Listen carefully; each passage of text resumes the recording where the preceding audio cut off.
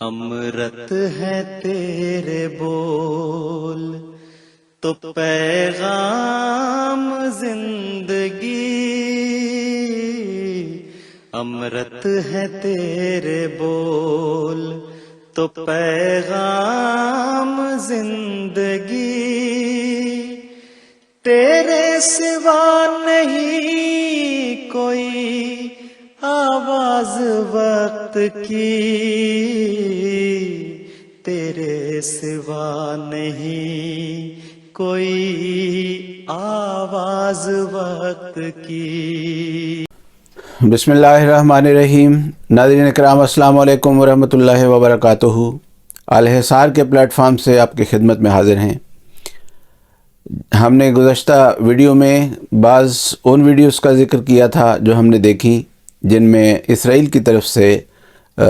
فلسطینی عوام پر جو ظلم کیا جا رہا تھا اس سے متعلق تھی۔ ان ویڈیوز کو دیکھ کر میں سوچنے لگا کہ یہ جن کے ویڈیوز ہیں جن کو یہ اس طور پر قتل کر رہے ہیں، ان کے لواحقین جب یہ ویڈیوز سوشل میڈیا پر دیکھیں گے اور جو بچ گئے وہ کس دل گردے کے ساتھ، کس حوصلے کے ساتھ کل کو ان اسرائیلیوں کو معاف کر سکیں گے۔ تو یہ سوچتے ہوئے میرے ذہن میں فتح مکہ کا وہ واقعہ آیا، تو مجھے بہت ہی لطف آیا اس بات کو، یعنی واقعہ تو پہلے بھی معلوم تھا لیکن اس کو اس گہرائی کے ساتھ شاید پہلے اس طرح نہیں دیکھا تھا کہ یہ مسلمان، یہ جو فلسطینی ہیں جن کے اوپر یہ اس طرح کے ظلم ہو رہے ہیں اور جن کے لواحقین کو اس طور پر مارا جا رہا ہے، جو بچ جائیں گے، ان کے حوصلے جتنے مرضی بلند ہوں، ان کے اندر جس قدر بھی معاف کرنے کی صلاحیت ہو اور بڑے ظرف ہوں،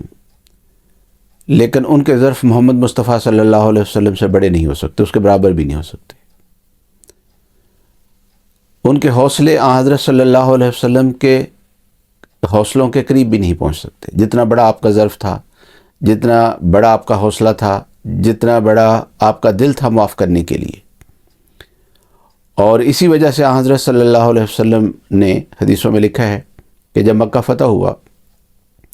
تو آپ نے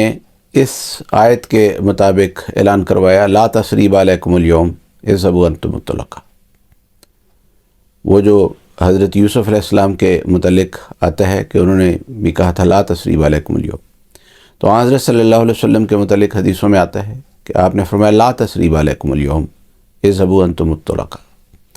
آج تمہارے اوپر کوئی گرفت نہیں کی جائے گی، جاؤ تم آزاد ہو، تمہیں چھوڑا جاتا ہے۔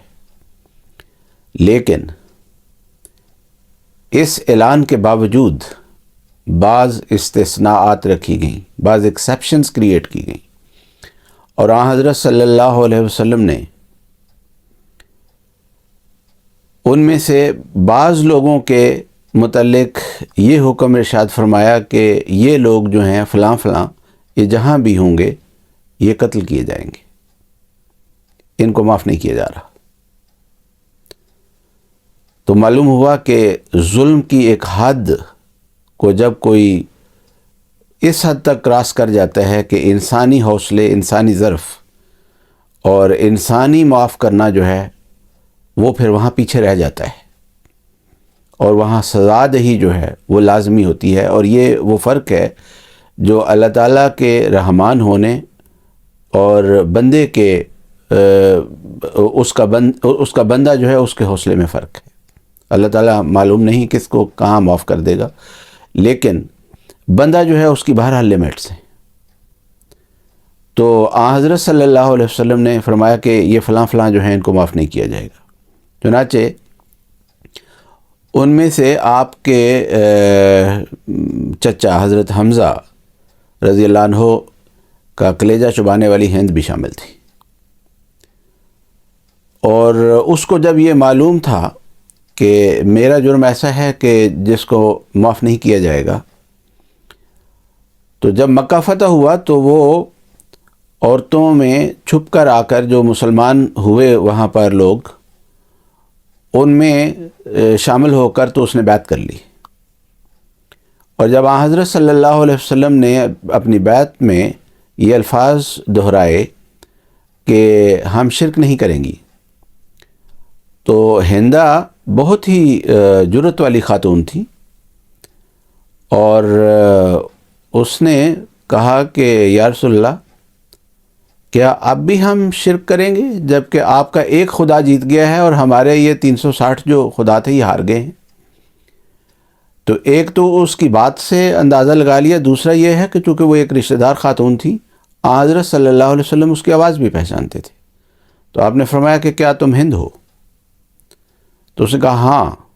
لیکن آپ اب مجھے قتل نہیں کروا سکتے کیونکہ میں مسلمان ہو چکی ہوں. تو حضرت صلی اللہ علیہ وسلم نے اس پر خاموشی اختیار کی اور اس کو معاف ہی کیے رکھا. اور اس کا جو غلام، وحشی غلام جو تھا جس نے حضرت حمزہ رضی اللہ عنہ کو شہید کیا تھا اور اپنی آزادی حاصل کی تھی اس بنیاد پر، جب وہ آیا اور اس نے آ کر بیعت کی تو حضرت صلی اللہ علیہ وسلم نے اس کو یہی ارشاد فرمایا کہ تمہاری طرف سے مجھے ایسا دکھ پہنچا ہوا ہے کہ بہتر یہ ہے کہ میرے سامنے نہ آنا. میں اس حد تک تو معاف کرتا ہوں لیکن میرا وہ زخم تازہ نہ کرو بار بار. تو بات یہ ہے کہ وہ حوصلہ، وہ معاف کرنا، محمد مصطفیٰ صلی اللہ علیہ وسلم کا دل گردہ، اس کے تو کوئی قریب بھی نہیں پھٹک سکتا. تو یہ جو فلسطینی ہیں، میں سوچ میں پڑ گیا کہ یہ کس طرح ان لوگوں کو معاف کریں گے جن کے متعلق ان کو وہ ویڈیوز یہ دیکھیں گے کہ اس فلاں نے میرے بھائی کو، میرے باپ کو، میرے بیٹے کو اس طرح گولی ماری تھی اور اس طرح قتل کیا تھا. تو یہ اسرائیل کے لیے بھی بہت ہی، اور جو یہودی مذہب کے لوگ ہیں ان کے لیے بھی بہت ہی قابل فکر بات ہے. اس لیے میں نے شروع میں ایک ویڈیو میں کہا تھا کہ یہ جو دونوں ہی ہیں نابینا ہی ہیں. کل کو اگر خدا نخواستہ کسی ان کی نسل پر ظلم ہوتا ہے اور فلسطینیوں کی طرف سے ہوتا ہے تو اس کے ذمہ دار یہ آج کے مظالم ہوں گے، یہ آج کے ظالم ہوں گے جنہوں نے آج ظلم کیے ہیں. ان کی نسلوں کو کل اگر ان ظلموں کا خمیازہ بھگتنا پڑتا ہے تو اس کے قصوروار یہ ہوں گے. دوسری بات جو اس سلسلے میں عرض کرنا چاہتا ہوں وہ یہ ہے کہ اسرائیل والوں کو یہ بات کیوں سمجھ نہیں آ رہی، اسرائیل کی حکومت کو یہ بات کیوں سمجھ نہیں آ رہی، اور وہاں کی جو انٹیلیجنسیا ہے، وہاں کے جو فوج ہے، وہاں کی جو سوسائٹی ہے، ان کو یہ بات کیوں سمجھ نہیں آ رہی کہ یہ جو آج ان کے پشت پناہ ہیں اور ان کو کہہ رہے ہیں کہ ہاں ہاں ٹھیک ہے، تم کہہ رہے ہو کہ ہم نے جنگ بند نہیں کرنی تو ٹھیک ہے تم نہ بند کرو، ہم تمہیں جو جواز ہے تمہارے جواز کو ہم ایکسیپٹ کر رہے ہیں کہ یہ تمہارا حق دفاع ہے. اور یہ جتنی قومیں بھی، جتنے لوگ بھی، جتنی حکومتیں بھی ان کے اس حق دفاع کو، اس ان لمیٹڈ حق دفاع کو تسلیم کر رہے ہیں. یہ آج تو ان کی پشت پناہی کر رہے ہیں، لیکن سیاست بڑی بے رحم چیز ہے. سیاست میں مفادات وابستہ ہوتے ہیں اور مفادات کو دیکھا جاتا ہے، دوستیوں کو نہیں دیکھا جاتا اور کوئی سی چیز کو نہیں دیکھا جاتا. اگر کل کو انہی طاقتور قوموں کے مفادات اسرائیل سے وابستہ نہ رہے اور مفادات کی جو گیم ہے وہ چینج ہو گئی، تو اس وقت جب اگر خدا نخواستہ اسی طرح کے مظالم اسرائیلیوں کے خلاف ہوئے تو اس کی ذمہ داری بھی آج کی اسرائیلی حکومت کے اوپر ہوگی، آج کے ان ظالموں پر ہوگی. تو یہ بات جو ہے یہ میں بطور خاص یہاں اسرائیل کے متعلق کرنا چاہتا تھا. اس مضمون کو ہم آگے بڑھاتے ہیں کہ یہ جو حماس ہے یا اسرائیل ہے، اسرائیل تو بار بار کہہ رہا ہے کہ ہم جنگ جیتے بغیر ہمارے پاس کوئی آپشن نہیں ہے، اور جب وہ کہہ رہے ہیں کہ جنگ جیتے بغیر تو ان کا مقصد یہ ہے کہ ملیا میٹ کیے بغیر. اور وہ کھلم کھلا یہ بات کہہ رہے ہیں کہ حماس کا آخری بندہ جب تک زندہ موجود ہے ہم اس وقت تک جنگ کو بند نہیں کریں گے۔ دوسری طرف حماس والے جو ہیں وہ بھی اگرچہ یہ ایک جنگ زرگری ہے اور نورہ کشتی ہے، لیکن اس کے باوجود جو دعوے کیے جا رہے ہیں، جو اعلان کیے جا رہے ہیں، وہ یہ ہے کہ ہم اسرائیل کے وجود کو تسلیم نہیں کرتے اور ہم ان کو مٹا کے چھوڑیں گے۔ تو یہ جو دونوں طرف کہ یہ دعوے ہیں کہ ہم نے جیتنا ہے، تو میں ان کو صرف اتنی بات کہتا ہوں کہ نہیں، تم دونوں ہی ہارے ہوئے ہو، تم دونوں نے ہارنا ہی ہارنا ہے۔ اس لیے ہارنا ہے کہ جیتنے کے لیے ایک کردار کی ضرورت ہوتی ہے، جیتنے کے لیے کچھ اخلاق ہوتے ہیں جن کی ضرورت ہوتی ہے۔ تمہارے پاس دونوں فریقوں کے پاس نہ وہ کردار ہے نہ وہ اخلاق ہیں جو جیتنے کے لیے ضروری ہوا کرتے ہیں۔ جس طرح میں نے پچھلی ویڈیو میں کہا تھا، زوال کے کچھ اسباب ہوتے ہیں، کچھ عروج کے اسباب ہوتے ہیں۔ زوال کے اسباب کوئی قوم اختیار کر لے، خواہ وہ اپنے آپ کو مسلمان کہے، یہودی کہے، عیسائی کہے، ہندو کہے، بدھ کہے، جس مرضی مذہب کے ساتھ، جس مرضی تہذیب کے ساتھ وابستہ کر لے اپنے آپ کو، وہ جب زوال کے کام کرتی ہے تو پھر زوال ہی آیا کرتا ہے۔ جب وہ عروج کے کام کرتی ہے تو یہ ایک نیچرل فینومینا ہے کہ وہ عروج ہی اس کو حاصل ہوتا ہے۔ وہ کوئی قوم بھی اختیار کر لے، وہ خواہ دہریے اختیار کر لیں جو خدا کو نہیں مانتے، خدا کے خلاف لڑنے کے لیے کھڑے ہوئے ہیں، لیکن جو دنیا داری کے اصول ہیں عروج کے، جس حد تک وہ ان کو اختیار کرتے ہیں ان کو وہ عروج ضرور مل جاتا ہے۔ جس کی بڑی واضح مثال ہے کہ مغرب میں خدا پر ایمان کا وہ تصور ہے ہی نہیں۔ یہاں پر جو کرسچینٹی ہے یا جو جوڈائزم ہے، وہ کرسچینٹی ہی زیادہ ہے جو پریویل کرتی ہے بائی نیم، تو وہاں کتنا ہے جو خدا کو مانتے ہیں وہ لوگ۔ لیکن اس کے باوجود انہوں نے بعض وہ جو عقل انسانی ہے اس کو انہوں نے استعمال کیا ہے، تو ساری دنیا میں ترقی کر گئے ہیں۔ تو جنگ جیتنے کے لیے جن چیزوں کی ضرورت ہوتی ہے وہ ہم وہاں سے سیکھتے ہیں جس نے ایک بھی جنگ ہاری نہیں ہے، اور وہ ہمارے آقا و مولا حضرت محمد مصطفیٰ صلی اللہ علیہ وسلم کا پاک اسوہ ہے کہ آپ نے ساری زندگی میں ایک بھی جنگ نہیں ہاری۔ اور وہ جو آپ کا پاک نمونہ ہے، اس میں وہ جنگ جو سب سے پہلے ہوئی، ہم وہاں تھوڑا سا تذکرہ آپ کے اعلیٰ اخلاق کا کرتے ہیں کہ حضرت صلی اللہ علیہ وسلم جب بدر کے میدان میں تھے تو کمزوری کی جو حالت تھی مسلمانوں کی، وہ ہر کس و ناقص کو معلوم ہے کہ تعداد 313، نہ کوئی ہتھیار، نہ سواریاں، نہ وہ لڑنے والے لوگ تھے، وہ جنگجو لوگ ہی نہیں تھے، وہ تو زراعت پیشہ لوگ تھے مدینے والے زیادہ، اور زیادہ ان کی ہی تعداد تھی۔ اور مکے والے جو مہاجرین تھے وہ ان کے اپنے رشتہ دار بھی دوسری طرف تھے۔ یہ سارے فیکٹرز اپنی جگہ پر موجود تھے، اور اس وقت جب حضور صلی اللہ علیہ وسلم مسلمانوں کی صفوں کو درست فرما رہے تھے تو مکہ والوں کا لشکر جو تھا اس میں کچھ ہلچل پیدا ہوئی، اور اس کے بعد اسی دوران میں قریش کے کچھ لوگ پانی کے اس چشمے کی طرف پانی لینے کے لیے آئے جس پر مسلمانوں کا قبضہ تھا، یعنی وہ مسلمان جس طور پر پڑاؤ کر کے بیٹھے ہوئے تھے وہ چشمہ اس طرف تھا۔ چنانچہ یہ وہ موقع ایسا تھا کہ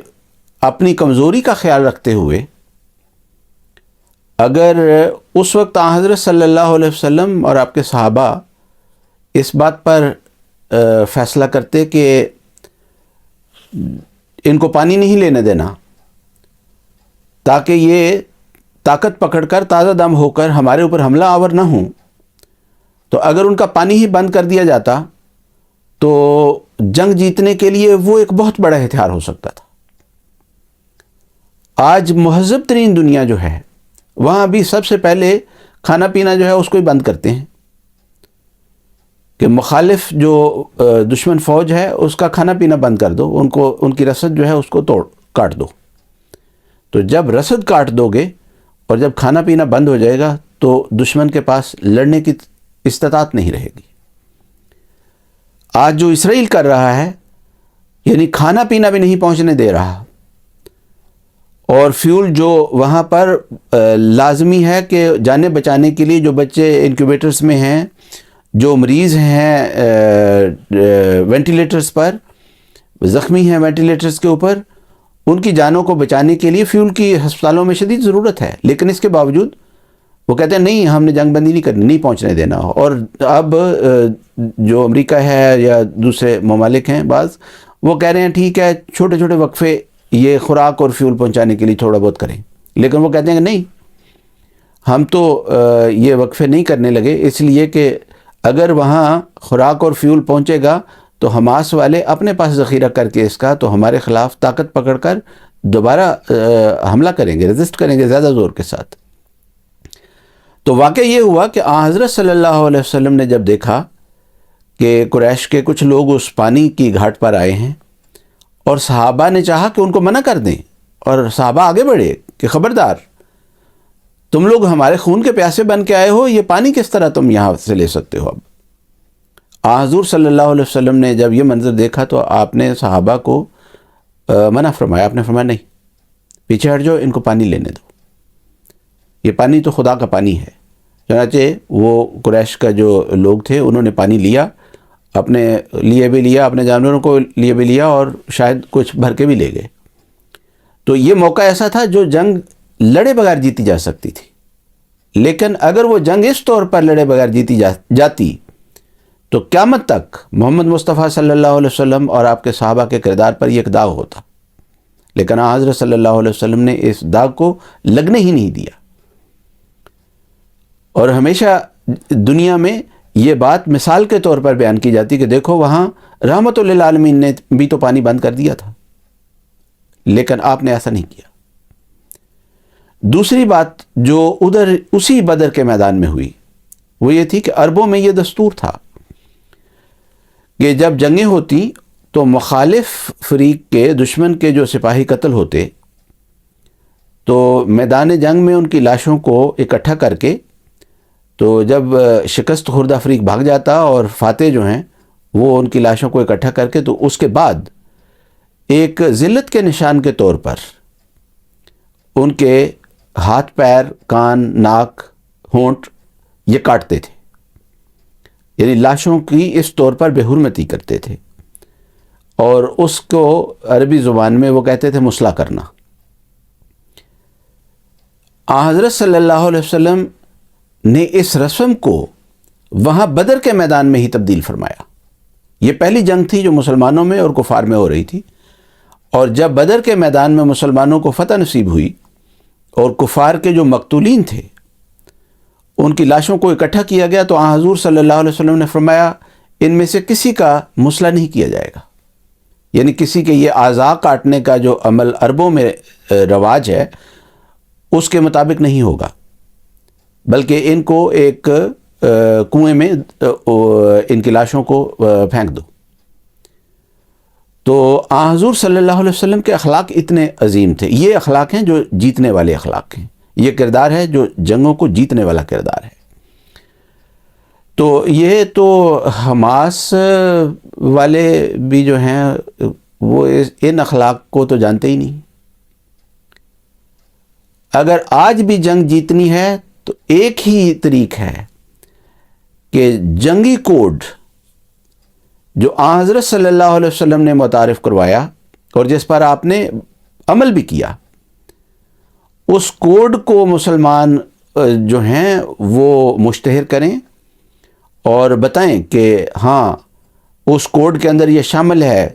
کہ عورتوں پر حملے نہیں کیے جائیں گے، بچوں پر حملے نہیں کیے جائیں گے، مذہبی عبادت گاہوں میں بیٹھے ہوئے لوگوں پر حملے نہیں کیے جائیں گے، بوڑھوں پر حملے نہیں کیے جائیں گے، نان کمبیٹنٹس جو ہیں ان کے اوپر کسی قسم کا حملہ نہیں کیا جائے گا، جو صرف فوجی ہیں جو لڑ رہے ہیں ان کے خلاف حملے ہوں گے، ان کے ساتھ جنگ ہوگی۔ تو اگر یہ اس ہدایت پر ہی عمل کر لیں اور اس کوڈ کو ہی شائع کریں اور دنیا کو باور کروائیں کہ ہمارا یہ اخلاق ہے جنگ کے زمانے میں بھی، تو ساری دنیا کی رائے عامہ جو ہے وہ بالکل بدل جائے گی۔ لیکن یہ بدقسمتی یہ ہے کہ یہ کوڈ اپنے ملاؤں سے لیتے ہیں، یہ رسول اللہ صلی اللہ علیہ وسلم کی سیرت کو تو جانتے ہی نہیں، یہ کوڈ لیتے ہیں لبیک والوں سے، یہ کوڈ لیتے ہیں فضل الرحمان سے۔ یہ فضل الرحمان اور لبیک والوں کے کوڈ جو ہیں یہ وہ نہیں ہیں جو محمد مصطفیٰ صلی اللہ علیہ وسلم کا کوڈ تھا۔ تو اگر اس کوڈ کو آج بھی مسلم دنیا اختیار کر لے اور اس کی کسی ایک شک پر بھی عمل کر لے تو بھی بہت بڑا فرق پڑ سکتا ہے۔ مثلا یہ جو سویلینز انہوں نے کڈنیپ کیے ہوئے ہیں اور جن کو بارگیننگ چپس کے طور پر یہ استعمال کر رہے ہیں، تو اگر وہ یہ تو کم از کم کہہ رہے ہیں کہ بھائی آپ ان کو چھوڑیں تو ہم سیز فائر کریں گے۔ بات یہ ہے کہ آپ ان کو چھوڑیں، آپ کو حق ہی کوئی نہیں ان کو اس طور پر یرغمال بنا کے رکھنے کا اور ان کو شیلڈ کے طور پر استعمال کرنے کا۔ وہ سویلینز ہیں، وہ نان کمبیٹنٹس ہیں، وہ جنگ نہیں کر رہے لوگ آپ کے ساتھ۔ تو جب آپ ان کو چھوڑ دیں گے تو پھر آپ کے پاس ایک اخلاقی جواز، ایک اخلاقی برتری ہوگی کہ ساری دنیا کو کہیں کہ دیکھیں ہم نے یہ بات پوری کر دی ہے، تو اب یہ سیز فائر ہونا چاہیے تاکہ وہ مظالم بند ہوں، اور اس کے بعد آگے کیا ہو وہ بھی ہم آگے انشاءاللہ اس کا ذکر کریں گے۔ اس سے اگلی ویڈیو میں بھی اس کی طرف ہم جائیں گے کہ وہ کیا طریقہ کار ہو۔ جزاکم اللہ تعالی واحسن الجزاء۔ السلام علیکم ورحمۃ اللہ وبرکاتہ۔